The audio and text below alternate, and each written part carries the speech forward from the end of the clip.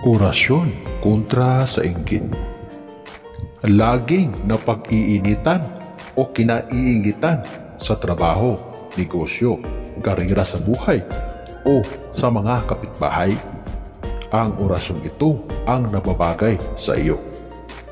Pero bago ang lahat ng yan, kung bago ka pa lang sa channel na ito at gusto nyo ang mga ganitong usapin, ay inaanyayahan ko kayong pindutin ang subscribe button at ang bell icon nang sa ganon ay lagi kayong ma-update sa tuwing may bago tayong upload.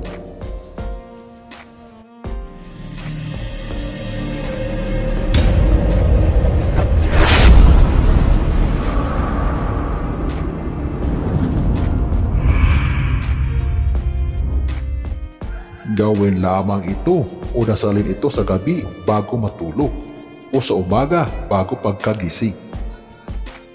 Unahan muna natin ng isang Ama Namin, isa bang Ginoong Maria at isang sumasampalataya at isunod ito ng 3 beses. Narito po ang orasyon na iyong sasambitin ng 3 beses.